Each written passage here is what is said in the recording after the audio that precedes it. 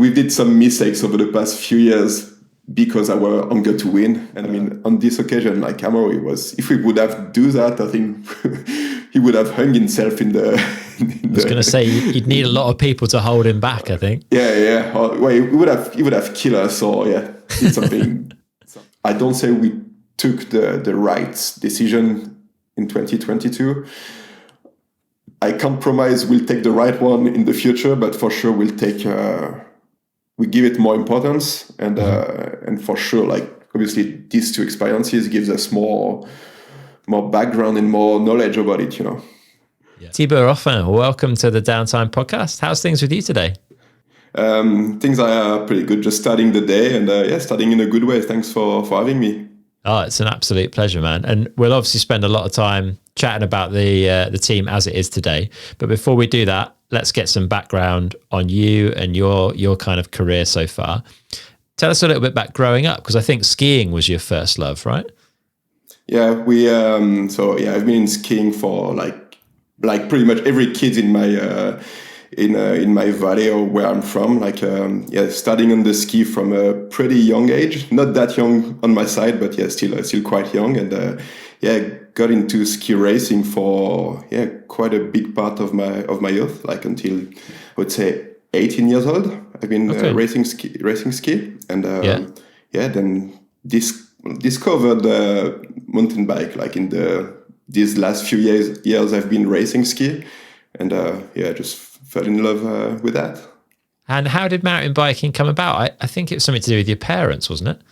Yeah, my parents was, I think my dad got a back surgery at some point, like maybe when I was, I would say 10, around 10-ish, would say. He got into road riding and racing for his recovery, and got pretty much a lot into that.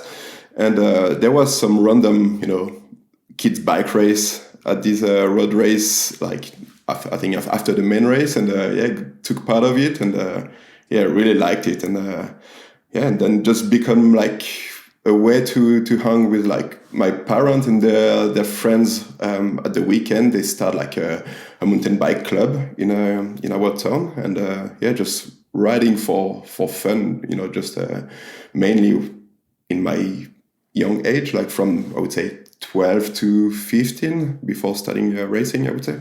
Yeah, and was it Léger World Cup that got you interested in the racing side of things, a trip to that? Yeah, I think the first Léger World Cup I came to see was maybe 19 or 98 or 97.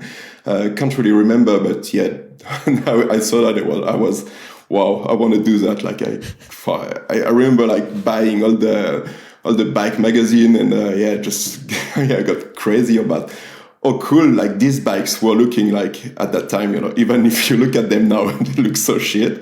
But wow, that's really cool, and that's definitely what I wanted to do.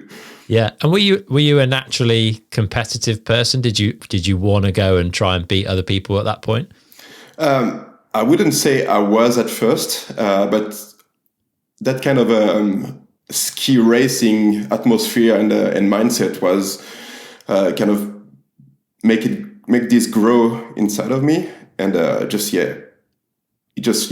learn you or teach you how to be competitive, and probably it was somewhere in me, but maybe not from my young age, and I think it get more present when I get older, and kind of discovered what I wanted to do, or just like the pleasure you get when you get results or good stuff, Yeah, definitely. And how were you racing the skiing and the mountain biking at the same time? Was there an overlap between the two? So I would say from 15 that I started racing bikes more like as a real sport, I would say. So I've been racing ski in the winter and bike in the summer, and that ski mindset was really like strict, and when you wanted to perform as a ski racer, you had to ski like, I wouldn't say 365 days a year, but as much as you can. And it was skiing on glacier in the summer and in fall, obviously, and pretty much not time to do anything else. And it was like just heavy, I would say, for everybody who's racing ski, and you can see like the all the guys that performs as a skier now has been like really good and really strong mentally to get through it, because it was really demanding as a sport and from a very young age, Yeah. And then I discovered, so I started racing bike, and so obviously I didn't want to go back to skiing in the summer, because I'd rather race my bike as much as I could, and for me there was no choice. That it was just clear that it was the funniest thing to do,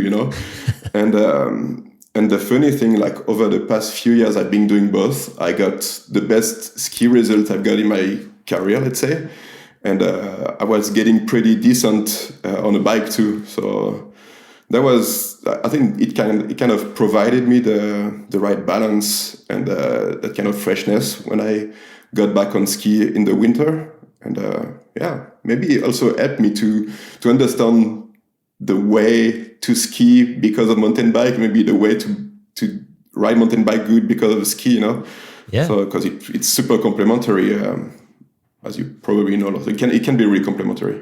Yeah. Was it an easy decision then ultimately to leave ski racing behind and focus on the mountain bike side?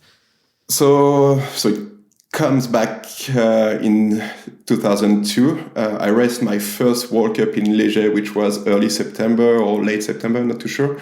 And I ended up with a shoulder injury. I'm not too sure the English word, just the joint here that got almost broken. And I couldn't be back on the skis for like another couple or 3 months. So which brought me to the season start, maybe later than that. And I had a good bike season, and I was like, I'm not too sure if I want to push you in the ski racing, and just help me do the switch, and I was like full mountain biker.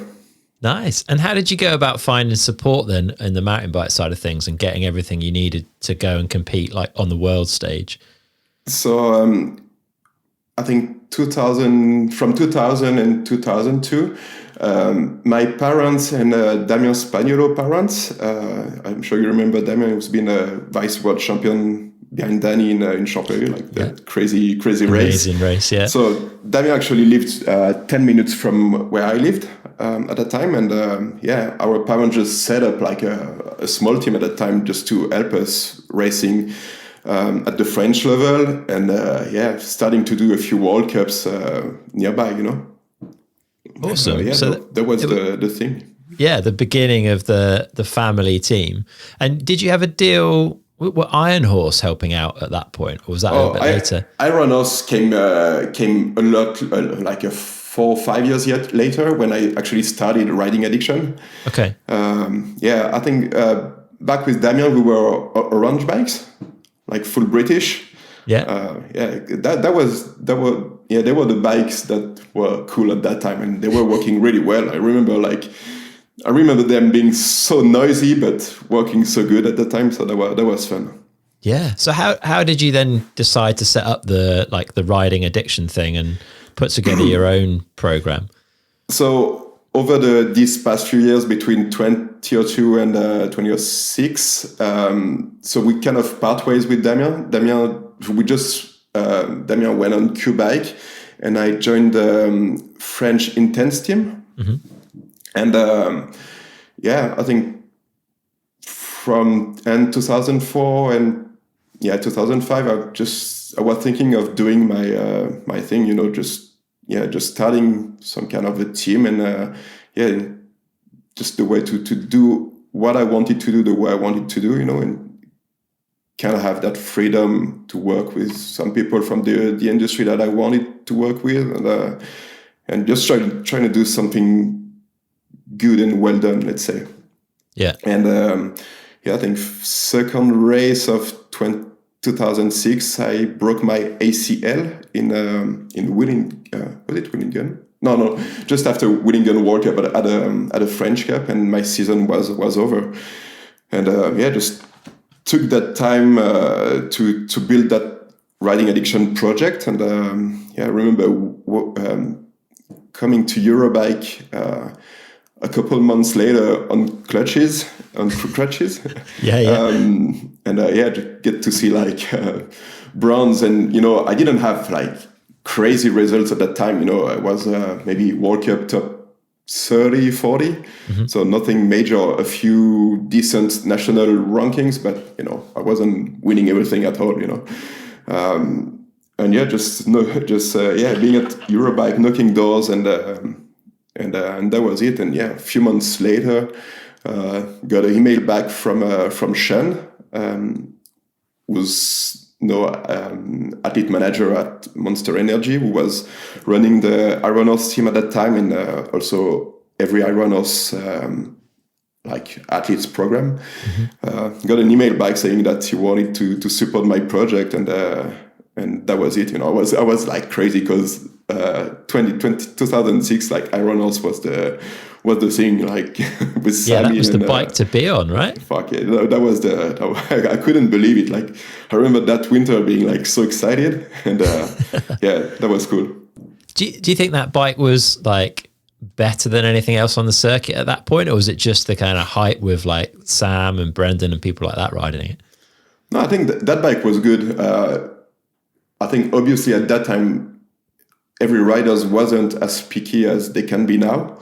But I remember it working really, really well, and I think these guys also proved it, because they were dominating the sport back in that time, So no, it was a good bike, definitely, and I think that system is still somehow kind of present these days on some bikes. So no, for sure, like.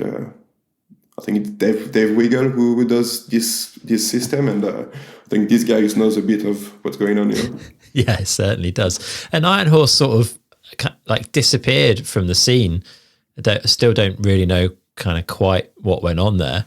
Did that leave you looking for another bike sponsor? And is that where the Commencal link comes in? Yeah, they really disappeared. That's the word. Nobody had. Just a few person knows what happened there, so it was the end of 2008. I remember being in Schladming World Cup. It was finals that year, and there was some Commencal people, and I knew some of them from that year, maybe a year before. And I was like, I have no bikes for next year. Just help me, please help me. Give me a few friends, and that will be it. And it's been the way for the next 15 years maybe. A long time. So what was the setup at that point? Was it just yourself, or was your brother involved? Like, how big was the team? No, 2009 was only by myself. My brother was also like 100% in ski racing at that time. That's the curve for kids in the mountains. But he was obviously riding bikes in the summer, because I did, and he was also pretty good at that. But really focused on ski racing, and it was actually pretty good. So the DH team was myself. I did 2009 still by myself, and at the end of 2009, same in Schladming, I got to go on the gondola with Miriam, who was injured at that time, and looking for a team, and decided, or at least offered us to give it a try and make it happen, and another step forward in the right direction to be where we are now. Yeah, so and that was a big deal, right? Signing Miriam at that point in time, like it's a real pivotal point in the growth of the team. Was that an easy decision for you to start growing it and start bringing in other riders? It was actually pretty tricky, because we had no budget at all at that time. I was working as a ski instructor during the winter to get some money to do my season. I have a few financial sponsors, over where I am, but it was like nothing to make even a small workout team work. And I think I somehow took some risk at that time, because I remember my parents saying like, there's always that, there's always been part of the thing, and my mother was like, you can't do it, it's going to be too hard, like financially, and girls, it's always tricky, and blah blah blah. And my dad is more the one who's pushing to take risks, so it's a good balance between the two. And was like, yeah, you should try, maybe it can be good. And obviously Miriam, was really promising on the Elite World Cup debut. So yeah, it's definitely been a step in the right direction. Yeah, for sure. And Miriam had some success on the team pretty quickly, right? Which I guess turned some heads. Yeah, so like straight away. I think first World Cup, the next, so 2010 was Maribor, and I think I'm not sure if she won or got second in qualifying. Like surprisingly, because she's never been that good. She got some podium, but I think fifth place or something in the past. But yeah, I think she won the quali. But whatever.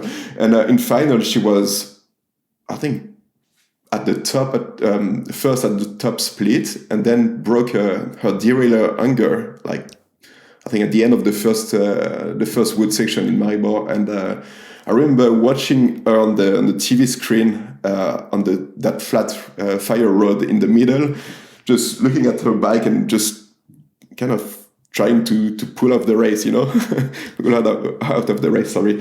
And I was like, no, continue, because she was still running a decent time. And she got fourth that day, and still like huge results for the team and even for her. And then that year, I think she was on most podium, Incredible, yeah. Yeah. And does that help you then bring more money into the team and like take it up another level? Is that a big part of it?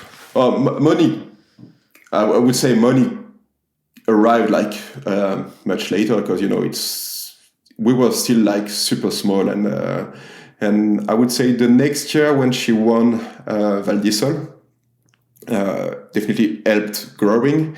But again, these first years of the 2010 era, if you can call it, was like still, a really small setup, and obviously still trying to do things as good as we can with what we had.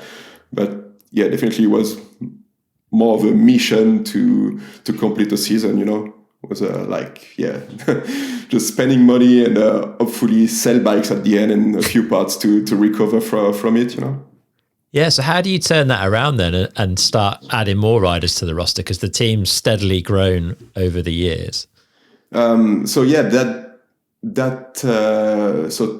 2012 was a good season for the whole team. I mean, Miriam had a good season, no win, but she was like on most podiums. I had my best season ever, and my brother also got qualified at quite a few World Cups, so which was good. And at the end of that year, Remy Thierion's team was pulling out as well. And we've known Remy for almost ever at that time, and we really wanted to make that happen. And came to Commencal and obviously asked for more money. But at that time there was still the Atherton on the program, so obviously the budget were limited. But we got the means to do everything better and to be able to have Remy in the team. And yeah, that was definitely another turning point in the team history, because not even a year after that, Remy was winning Valnor World Cup, and it was another crazy moment.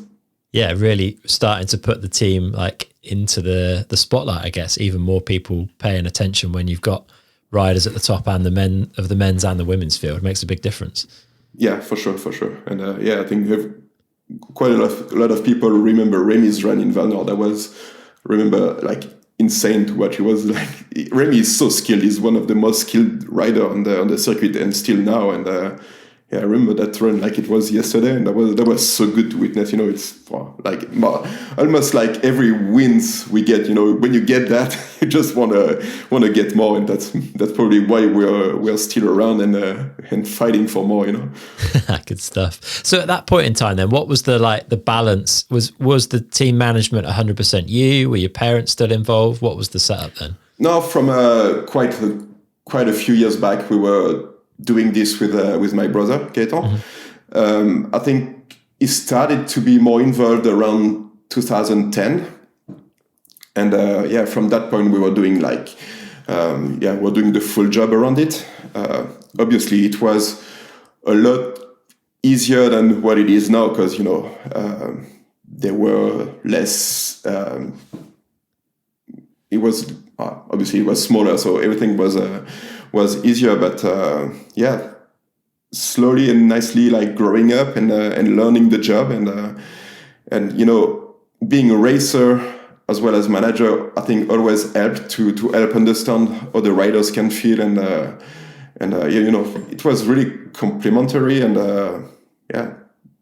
can't regret it. Just we were spending quite a lot of hours because obviously we were still working as ski instructor during the winter, training to try to be competitive at the World Cups, and doing the team manager's work, organizing everything, until I remember like sometime midnight at the evenings in the winter, like after training, after a day on the ski to teach ski to people. So that was pretty intense. A busy man. Yeah, and I think I'm right in saying 2023 is the first year that you've not been listed as a rider on the team. Is that right? You've stayed as at least a listed rider, and you've been certainly riding in some of the practice sessions. Like, how have you managed that transition from like racer manager to full-time manager? I think until last year, pretty much, I was still feeling kind of competitive, and but less and less, obviously. But we always feel and always had the push from the riders to keep racing, because they always felt that it was a plus for them to have us on the track, and I think that track feedback that we can provide, and maybe our knowledge from probably the experience we had from maybe 10 years racing or more, or 20 for me, that they could benefit from, and for us as well. We can feel it when at some races when we are like 100% on the side on the track compared to once we took part of racing. That feedback is a lot more difficult to provide, to give, and that was it. But at some point, when you are in a start gate and you're racing, you still want to perform in some way, and even more if you've been a racer, and it takes some time to kind of realize you're like completely out of the game. And I think last year was definitely the year I couldn't train as much as I wanted, and I think 38 years old, it was my time to kind of focus on the big job, and trying to help them in a different way. Yeah. Do you think it'll help having more time to be a team manager and less time spent on the hill, or do you think you'll miss some of that important information? Obviously, I've been racing first of all because I love that so much for all these years, and obviously that part will miss me, and if I could train, well, it's maybe kind of pretentious to say that, but if I could train properly, I still think that I could be, not too bad, definitely not winning races, but probably get some qualities, Yeah. But again, that's not the point. Now we're here to bring that team to the next step. We won the team overall for the 4 times in the last 5 years, and everybody wants our head, let's say. So we definitely want and need to think further and do what it takes to get to the next level.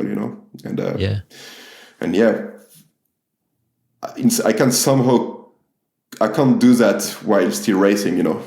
It's more, you can't train. And when you can't train, you take more risk on the bike, and needless to say that the pace and the level at the races is definitely not the same that it was 10 years ago. For sure, man. Well, yeah, let's talk a little bit about the team as it is today. You've got a pretty insane lineup with Myriam Nicole, Amaury Pierron, Thibaut Dapréla, and Hugo Marini. First off, I think it's right to say that most of the team are on kind of pretty long contracts in the grand scheme of mountain bike racing. Is that something that's important to you? Yeah, for sure. I mean, again, it's been said like 1,000 times, but we're like a family. We know each other for forever. Obviously, we're all French, so it helps things a lot. And as long as we can make it work the way it is, for sure we will keep going this way, because I'm sure it's a force to be that close all together. And we basically know everyone's secret, so it just, I wouldn't say easy to make it work, but yeah, we have riders with great potentials, if not the best. The idea is just to give them the best tools to perform, instead of trying to find someone's better for now. Yeah. How important, like you say, I mean, it's grown from being literally a family team, and it's retained that family vibe, that family atmosphere. Has that been hard? Because as things get more serious, more money's involved, things can become more serious, right? Has it been hard to keep that family vibe? I would say no, because everything stayed so natural in that process. Obviously, everything evolved in a different scale, like another planet, let's say, really. But the atmosphere never really changed, except that we just want to win even more than before, maybe too much sometimes. But no, the atmosphere on the ground was just it's just the same. My parents have always been around, and they're still around. They just hang there now, because my dad still drives the truck with my brother to go to the races, and enjoys that. But once at the races, he just and enjoy being there. My mom was cooking for the whole team until the end of 2021. Okay. Now we have the chance for her, or at least the opportunity to leave her more free time and enjoy some kind of retirement with to hire a chef to cook for us. So, but yeah, they're still around, coming at the races, because when you've been at the races for your whole life, or your whole second part of life, we can't leave them at home. They would be sad and not happy about it. But they are part of that bunch of people, and just normal that we keep them around. Yeah, that's cool. Has it been challenging to grow the team over the years then? Because you've gone from definitely one of the smallest teams at a World Cup to definitely one of the biggest teams at the World Cup in relatively short period of time. Like what have the big challenges and hurdles been that you've had to overcome to get to that point?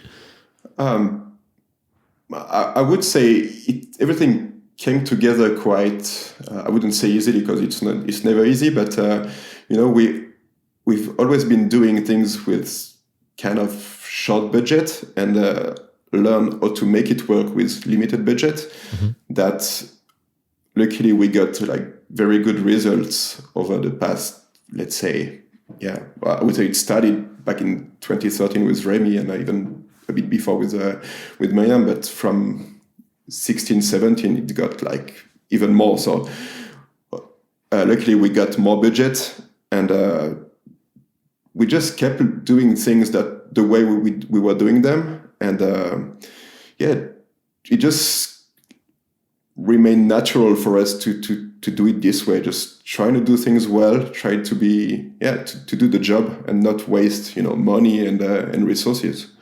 And I think I would say nobody feels left behind within the team. We still trying to do our best for everyone, you know.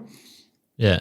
Where have you used that budget then, like that you feel has really helped drive the performance level of the team forward? So there's certain things you've invested in that you feel have really paid back? Not really, you know, obviously, like when you've got good riders, you know where a big part of the budget goes. Yeah. But no, just obviously hiring the right person to work for us, because, you know, I think a strong technical team behind you is really important. And having like a big and reliable structure behind is also really important, you know, be comfortable at the races, you know, with the truck, with like a big setup and every tools you need to do the job and do it in the good conditions, not only for the riders, but for the person who work for you is also crucial, you know. And just more generally, just around the team organization, it's now becoming a bigger job, as we definitely want to go to the next level. But yeah, that's a part where the resources comes to, you know. Yeah, and it's a big squad, right? The Commencal Muc-Off team, like the staff list is pretty long these days, isn't it? How many staff do you have? From, let's say, direct staff and secondary staff, it's above 20%. You know, if you count, you know, filmers, photographers, people that work for us in the shadow, let's say, yeah, definitely more than 20. Yeah. Yeah, because you know we have let's call the riding addiction setup, which is like the team property and the team company. But we also, like, you know, we are like so close with Commencal, and quite a little part of the Commencal company also works for us, you know. So yeah, altogether makes quite a lot of people. Yeah, big squad. Do you think the bigger budget teams have a significant advantage over some of the smaller teams? And I guess one direct comparison we could make is between you guys and another Commencal team, the Dorval crew, who've obviously got Camille and Benoit, who are both capable of putting up a good, you know, strong challenge to the riders you have on your team. But I'm guessing their budget is a fair bit lower, like the setup's definitely a lot smaller. Do you think the facilities you have and the budget you have is a real, like, competitive advantage in that setup? Competitive, I couldn't say. For sure it helps, you know. Let's not hide ourselves, you know. It just when you have money, it's easier, but it's also never enough, you know. You know, we've got like a lot more budget that we had 10 years ago. It's crazy. I wouldn't have think about it in the past, but still this day, you know, it's never enough. And where the sport is going, you know, we will always need more. And I would say for sure it helps being more competitive, maybe. But again, and I think the Dorval team or maybe other teams proved that over the past few years. When you're in the start gates, okay, the bike, the settings, the job behind is a part, but the riders makes the big job. And I think it doesn't prevent rider to perform, I would say. Yeah, fair. If budget was unlimited, are there certain things that you'd spend money on straight away? Private jet. Helicopter. Yeah. No, yeah. Just on organization side of things, just such a mess. I think our sport isn't good for that kind of helping the organization. You know, when we have to travel the world, obviously it's not much at that time. You know, these years it's just like a trip to the US for 2 World Cups. It's not crazy, but you just see that one, the mess it is to get everybody comfortable. Not only speaking for my team, but every teams are like looking like gypsies overseas, and you know, we need to get support on this side from the organization, from the World Cup. I'm not sure the way can be doable, but for sure it's on the request table, because if we want our sport to get to the next level, we definitely need some real support on that side of things and get something organized more widely than just team by team. And yeah, just something to help travels would be definitely a plus, or a brain scratcher less, I would say. Yeah, that makes total sense. Let's talk a little bit about Commencals' involvement, and specifically the main man, Max. And I'm guessing like his involvement with the team has grown over the years from, like you say, back in the day, I guess the Athens Commencal team would have been like the number one Commencal team. And now that's you guys and your crew. How is that, having the boss of the kind of title sponsor there at every race, like super passionate about the racing? I'm guessing there's like two sides to that. Do you feel a pressure? Not really. I've known Max for 15 years now, and I think we passed that step of pressure.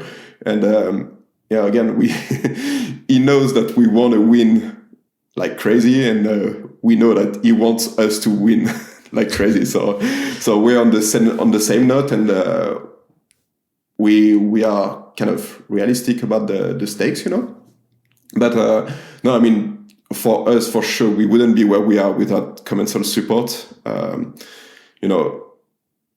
and more personally, or just, I would say, like, Max is such a legend, in the sport, as even more as a French, and when I started looking at bikes back in the days, like 95 or so, it was already in the mix and winning races with Sun, and I think he did before with the BMX when I was even younger. But yeah, it's crazy everything he did, how he touched over the past 30 years got successful, and I don't know what he does with in the shadow or whatever to make it work or help us succeed, but that's pretty cool. It is for sure. And there's a lot of energy and passion in Max, but in the whole team. But things don't always go to plan. It's mountain bike racing. And is that when your role becomes kind of even more important, do you think, when things aren't quite going to plan? Sure, but maybe sometimes they don't go to plan because of us, maybe. I think we did some mistakes over the past few years because our hunger to win, and maybe we never pushed the riders, riders have the same problem as we have. They're like so competitive, and we have one of the most competitive on the circuit, I would say. Even like it can be Amaury or Thibaut, and even Miriam, they really like to win, and they have a crazy mindset about it. But maybe it's something that we learned over the past few years, that we really need to kind of guide them more on what they have to do on a very weekend. Yeah. And something it's definitely not a mistake, but we learn from our mistake. But we kind of on the way to get to the start gate, and the way they want to run their race, we always let them get to this the way they wanted. We never told them, okay, today just aim for podium, because it's the only thing that we can get. We are too short for victory or whatever, or just play it safe and bring points. And definitely our mistake last year, and we were, I think from the start of the season, we were like, let's aim for victories every round, and if it works, for sure it would be we're paying for with the overall and all this. But I think at the end of the day, it had a lot more stress than it could have been. So learning from that. So you think you'd have given Amaury a different kind of pre-race talk before Mont-Saint-Anne? Is that what you mean? Yeah, definitely. For example, because especially that one was has been kind of I think the breaking point in the season. Mm-hmm. Amaury never crashed in race run. He crashed in Mont-Saint-Anne, last race before World Champs. World Champs, if you want to win it, and he wanted it so bad. but you have to left everything out on the track for that race if you want to win it. And I'm not sure, but crashing in his last race run before World Champs can maybe have played something in his mind to not push the way he wanted in finals in Léger. And then Val d'Isole was maybe another story. We were probably all tired from the season, all tired from World Champs, because it's always a very demanding week, and that track was just insane. Plus a bit more like a little storm dropping just a few minutes before it started didn't help. But I think in the future we will just calculate a bit more what we're doing. I think it's we kind of played over the past few years, and we will try to play a little less, still playing a bit, but a little less, and be a bit more calculated. Yeah, fair. I was going to ask about Val d'Isole, because obviously Amaury was looking to take the overall, but there was a few challenges, I think, that weekend for the team. Like there was some issues keeping tyres on rims on that track, which wasn't just a problem for your team, I'm sure. Like it's a gnarly track and a lot of people were having problems, but it limited the riders' practice. And there's always that what if it happens in the race run thing, and the race run needs to happen and it needs to go okay. Like the pressure, I'm guessing, in that situation is really on. Like how do you as the team manager operate in that environment and kind of keep things level-headed and smooth and make sure that everything that needs doing gets done and the riders aren't feeling the stress? And it must be a big challenge. Yeah, it's a big challenge. But I think the main thing is just to stay calm. And I think it's maybe something that I can do pretty well. It's maybe one of my force, if I can call it like, maybe my only force. But I can remain calm when I have to. And I think just keeping that kind of good atmosphere within the team, which was, and we knew what we had to do. We did the job as much as we could. We had all the trouble that we could have over a weekend. At some point, like everything that wasn't on the bike starting to explode, like, and not a single run the same problem. We had that problem with wheels, but one run was like a rim explode. Next run, a tire blew off and the rim was okay. And the next run, a spoke broke and pinched the rim strip. So, obviously it's on wheels, but never the same problem. And there was something happening, and obviously definitely had some pressure, but we worked around it and found solutions for the next day, and technically everything went good.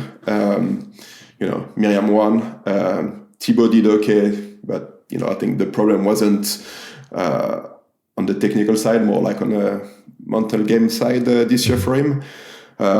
Amaury crashed because, again, maybe we didn't guide him in the best way, but at the same point, there wasn't much to lose at that race since Finn wasn't racing. But we would have never think that Amaury would crash, because he's never crashing again, or like 99.9% of time.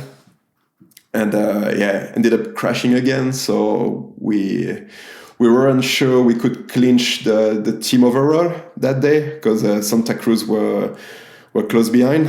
But hopefully they've got some issues too, and we could get it. But for sure, that was kind of a bitter end of the season, and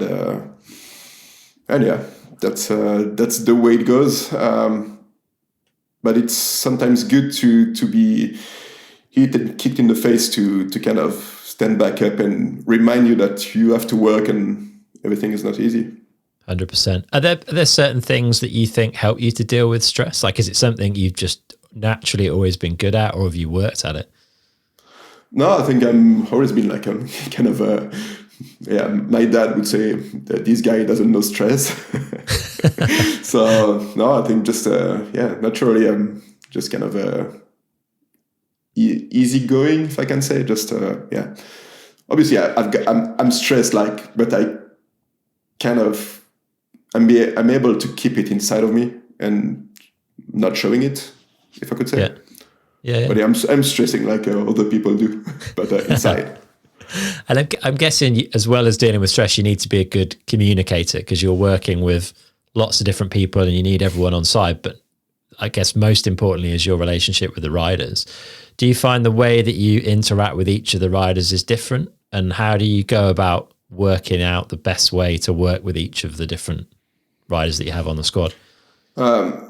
Obviously, like my brother do a big part in all of this because I would say probably because he's younger than me.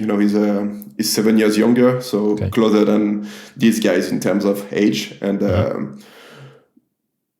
I think anyway, both we just do it kind of. It comes naturally, We just know them so well that we know when we need the way we need to take them and what we have to tell them when it when it needs to. But I wouldn't say we adapt things on the way they feel and etc. But I wouldn't have any tips or whatever. It just comes natural. Fair. And like you say, the team's kind of positioned itself at the very top of the sport. Like you are, I would say, the team to beat at the moment. That's kind of a hard position to be in, I suppose. Like, how does that feel? Because you definitely didn't come from that position. You've worked your way up to it. How do you feel now that you are the ones that everyone's trying to beat? The stress you're talking about, so which is inside, it's because of that. No, but for sure, when you're at the top, you just want to stay at the top.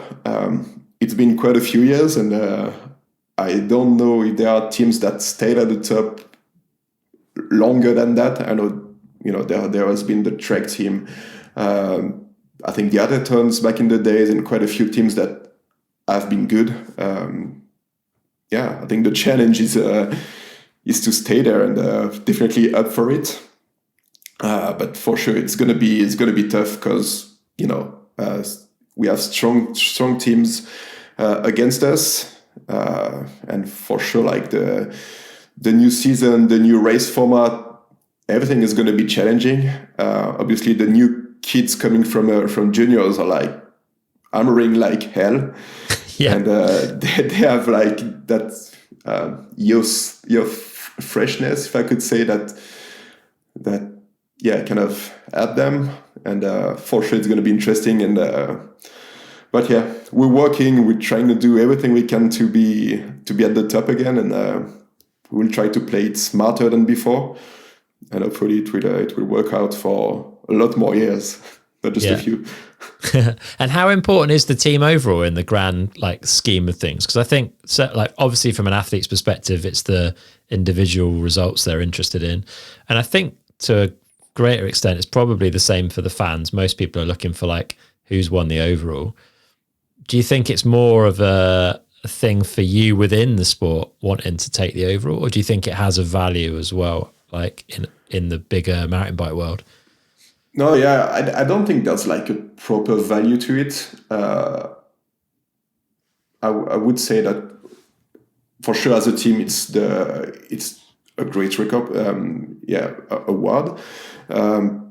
Obviously less important that an athlete or rider overall.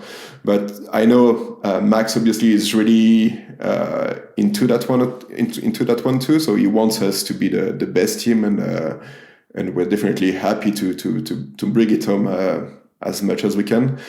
But for sure, it doesn't give you much more, but it's always cool to say, hey, we're the best team. 4 times over the past 5 years, and I think it's also a good reward to the whole team that get to go on the team podium at every races, and at the end of the season to grab the overall trophy. Mm-hmm. And all these people are in the shadow. They can go on the World Cup podium, which is still pretty cool. And we have some crazy good memories from all of them. Just a way to celebrate as a team, and definitely the best. Good things for us, and important. You seem to be pretty good at post-race parties. There's always a good vibe coming out of the Commencal Muc-Off pits. Yeah, we're getting good. Yeah, the last couple of races of the season this year has been insane. You know, we always love World Cup parties, and remember the first World Cup years I've been racing. You know, parties were pretty huge, and that was fun. And we kind of lost it over the years, and kind of coming back now. And yeah, that's cool. And yeah, when we can do it. And our pit is just a plus and a way to celebrate all together, and just a disaster when you wake up in the morning and you get to clean it. But no, it's definitely cool. Definitely, man. I want to talk a little bit about testing, because it's becoming, like, I think, a much bigger part of racing, certainly for the teams at the top end. It's not cheap. There's a lot of money going into it. But the testing schedule for teams in the off season is getting kind of heavier and heavier over the years, I think. How do you guys think about that? Because I think you're one of the teams that does a lot of it. And I know you think about how you structure it, because you've got various different things you need to achieve. I guess you've got to be balancing like performance and setup work with development of new parts. Like, I know you spent some time recently with Schwalbe and Envy, I think, doing tire and wheelbase testing.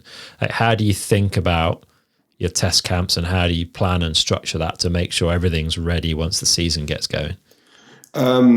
Yeah, so obviously we've been building, like, making team camps over the past few years around testing. And again, we learned a lot over the past few years how to make it work in the best way. And I think this year we're kind of processing it in a different way, trying to be more structured in all of this. I won't tell like every secrets of doing, but just trying to come into this like organized, and you know, knowing what we look for and what we need to find, and that's the way it goes. And we're lucky to have like partners like super devoted into development, and that's really important for us, because obviously we like to look further and to look for what could be the next thing that could help us to win a few hundred, you know. And yeah, definitely, like, obviously it's almost like, I would say, yeah, 90% of the time our team comes these days. Yeah, it's getting more and more detailed as well, I think. Like, I think I saw some social media stuff from your MV test camp where you were literally just testing different builds of front wheel. Like, that was the purpose of the test. It's insane, like the level of detail that we're going into now to try and find gains on a track. It feels feels pretty exciting. That's crazy. Like, even myself as the rider side of me, you know, I could get lost into everything we're testing now. And sure, like, yeah, for example, last camp Envy came over with like, I think not far from 10 different products that we had to test, and it's insane, like the work they're doing. You know, it's not just people showing up with new products, it's people like spending hours of time in the background to learn about it, to try things, and to test things. It's just like, yeah, if you put all these hours on a paper and do the math of what it costs to the brands, and on top of that, what it costs to to these people when they're on site, to the team with the engineers on site and mechanics on site. You know, it's huge. But I think it's really important as a team and for the sport, you know, to be considered as a real sport, you know, we always like, DH is the Formula One of mountain bike. I think it is, but yeah, there's like many things to do to be better, and yeah, we have to look for that and find them, and yeah, try to be and remain the best, you know. Yeah, and we've got the kind of late start this season, which I guess gives people plenty of time to go away and do that testing. But as we progress over the next 8 years or so with Discovery, we're told that we're going to have quite a lot more rounds at some point. and I'm guessing the calendar is going to spread further across the year. But teams are getting more and more used to having big chunks of time to go and do that testing. Do you think that's going to be a challenge in the future to kind of get ready for the season if the off season shrinks and we've got a bigger like calendar of events?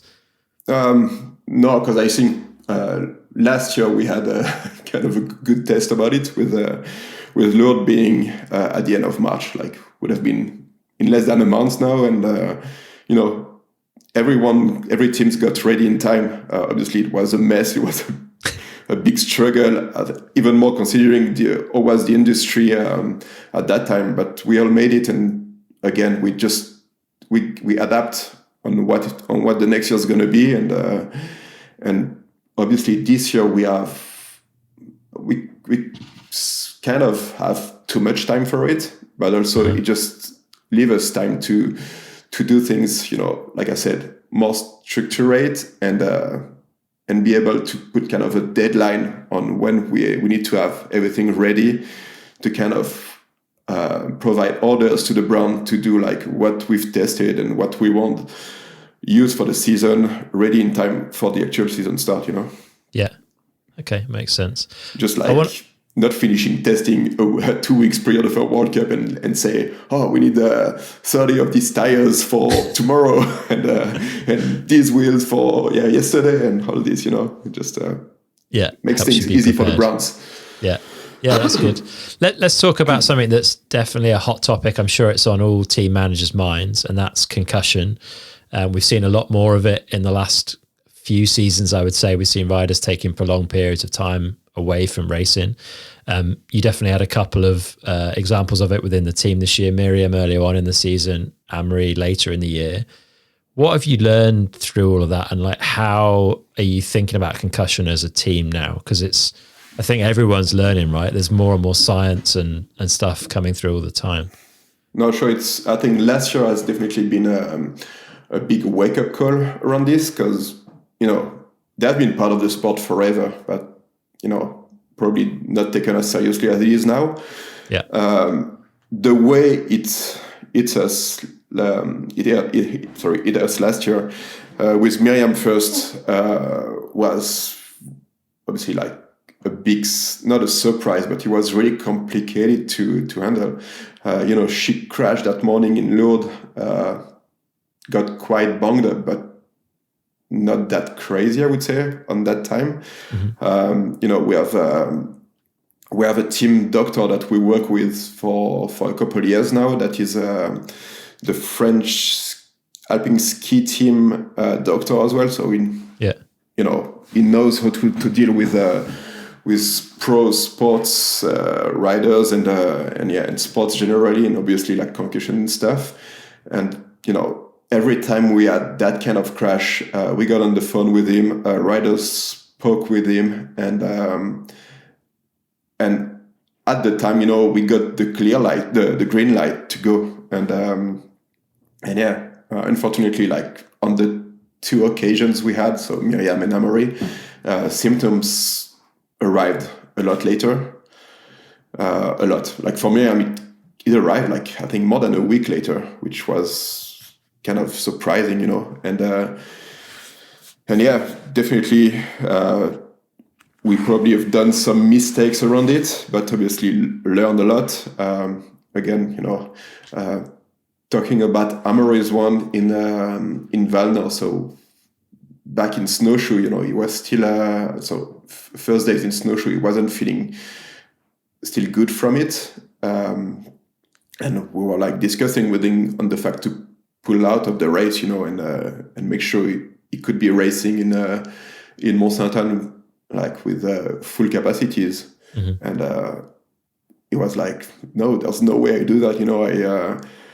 I want to take it step by step and see how I feel. And obviously it's what he did. And but on our side, it's so tricky because I'm not sure if we can't. Some people would say we'd have to force the athlete to pull out or whatever. But these days, on this occasion, like Amaury was, if we would have do that, I think he would have hung himself in the I was going to say you'd need a lot of people to hold him back, I think. Yeah. Well, he would have killed us, or did something. And he played it smart again around it. There will always be people talking shit about it, let's say, but I think he played it safe and smart. He didn't take much risk over that weekend. He started slow, climbed his way up over the weekend, and didn't crash once in the weekend. And I think he said that he couldn't really crash, let's say. But ended up winning, which was another insane surprise. But again, if we'd have to do this again, I've no idea of what we'd do. It's so tricky, honestly. It's a mess, I think the safest option for all of us would be to have someone, that same person at every races that kind of take that decision for you. And do you think that's come in? Have you heard anything on that? It seems to be coming for 10 years. No, I know it's on the paper, and ESO want to do more with security, and obviously when we're talking security, I would say this is part of the topic, and I think it's the first line, I would say. Yeah. But obviously, I don't say we took the right decision in 2022.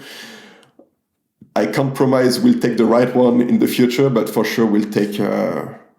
We give it more importance, and for sure, obviously, these two experiences gives us more background and more knowledge about it. Yeah, it's a super tricky topic. You mentioned ESO. Let's touch on that Discovery takeover, because that's another kind of hot topic. How's that looking from a team manager's perspective? I've not really spoken to any team managers about it. Still have a lot of unknown again, even if we're coming closer to the season.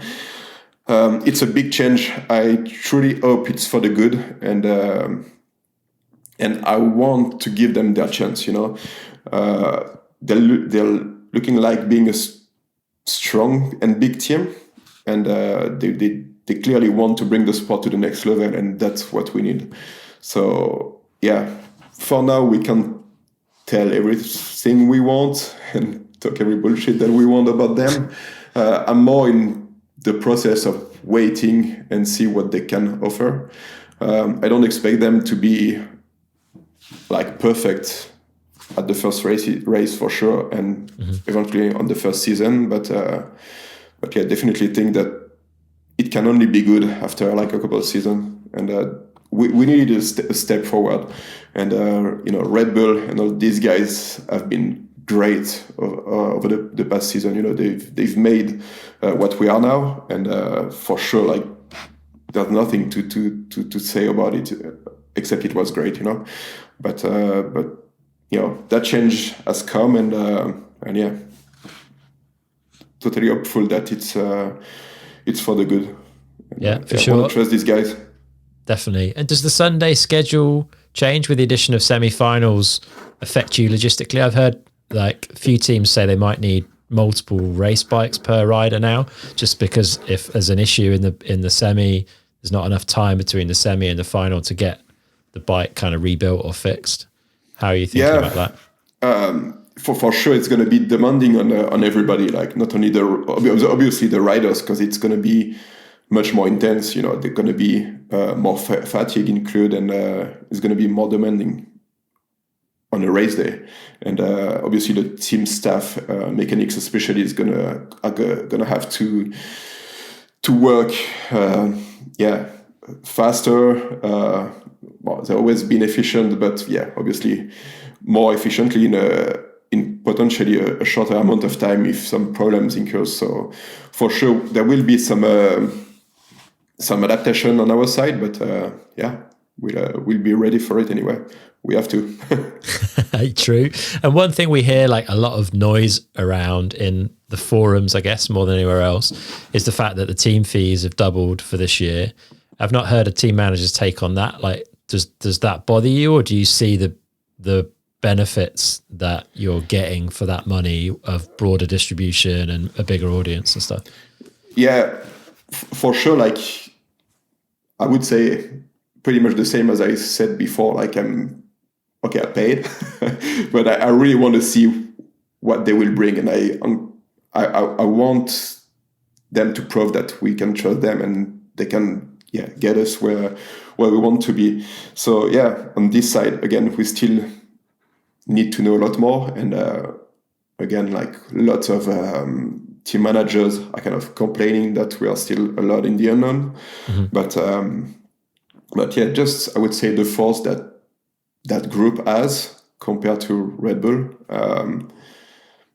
somewhat kind of justify that increase, which is huge. I mean, for sure it's huge, and for a smaller team, it's definitely another story. But yeah, I mean, in some way we have to, I wouldn't say to be selfish, but as big teams, we really need to look for what's the best for the sport, and yeah, we need to bring it to the next level. Yeah.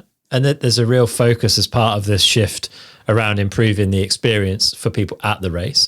And I guess a big part of that is that sort of VIP level, like hospitality side of things. Do you do much of that now, like bringing people into the pits and all that sort of stuff? And how do you see that potentially changing? Because like at a Formula One race, the teams will have like a separate hospitality suite and all kinds of stuff for the VIPs as they arrive. Yeah, maybe we will get to that, like having another semi truck to us people. We used to have some, mainly sponsor coming at the race to visit us, and we're kind of used to this. But for sure, like the way it goes, we will surely need some adaptation, and obviously it will come still slowly.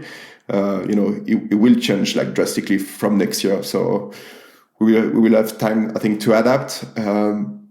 These guys, like the ISO organization, seems, I would say, this winter they have been like super busy of setting everything up, and I kind of give it to them because they haven't been that communicative, but I'm pretty sure they have a lot of their plate, and and maybe we'll wait that first World Cup to kind of fight them.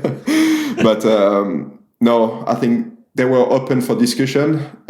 Maybe that first winter and that first off-season, it was not the right time for it. But moving forward, we will be able to discuss more on what's the plan and where we all need to go. And I think that it's already better than it has been with UCI. So it can only be better, on that communication side of things. Good stuff. Looking forward to seeing how it pans out. We're getting close to the end of our time. Before we hit our final 4 questions and start wrapping up, I'm interested what advice you'd give to anyone looking to go into kind of team management in the mountain bike world, be that on a big scale in a top World Cup team ultimately, or be that, grassroots side of things. No, I think I would say that my path was kind of ideal. For sure, there was a few years of a kind of serious struggle,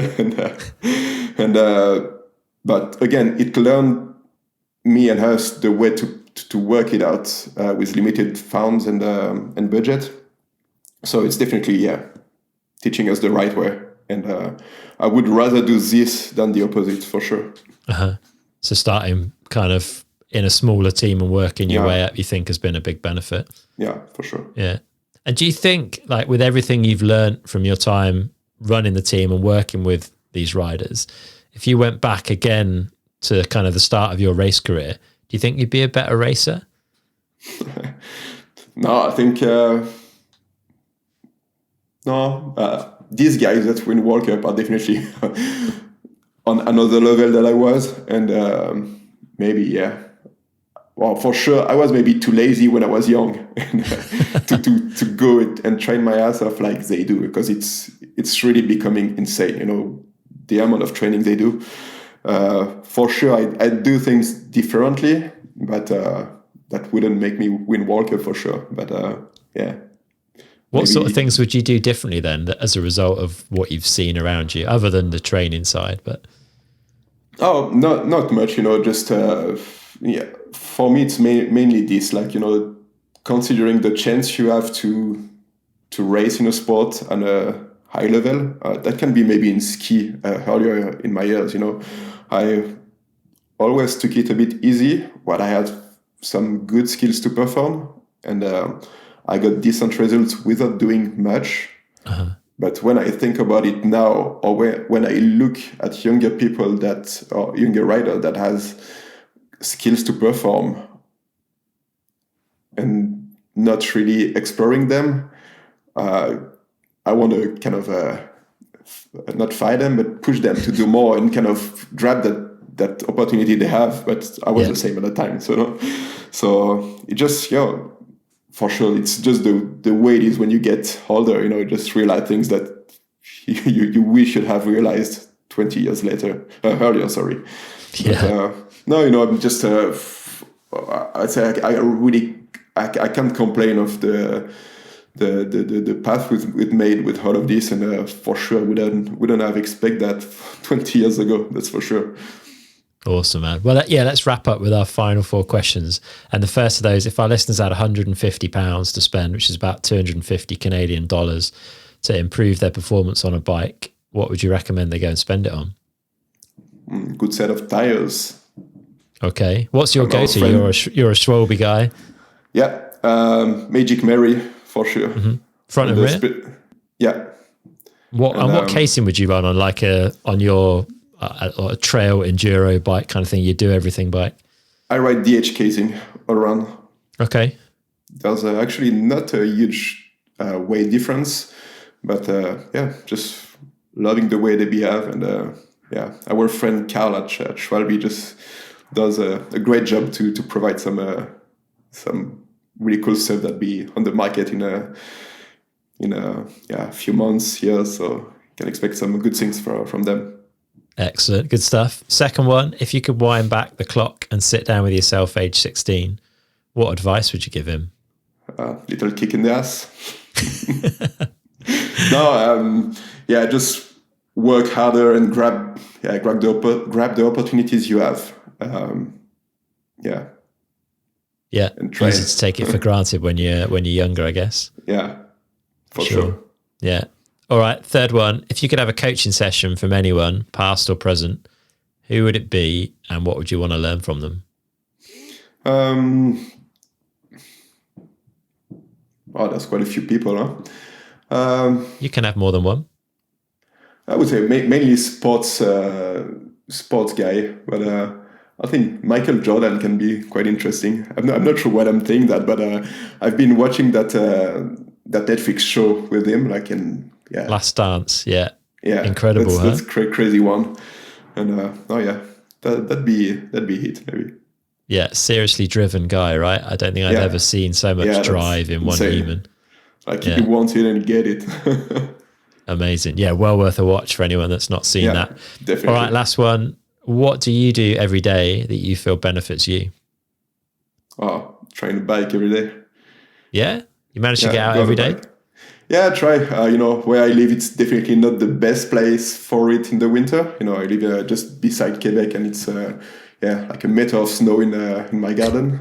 But since I live here, I got to fat biking in the winter. Okay. That big ugly bike with big tires.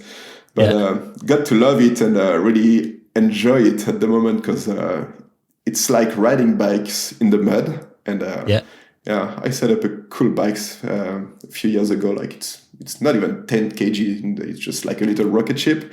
Yeah. And it's like every people you talk about fat bike,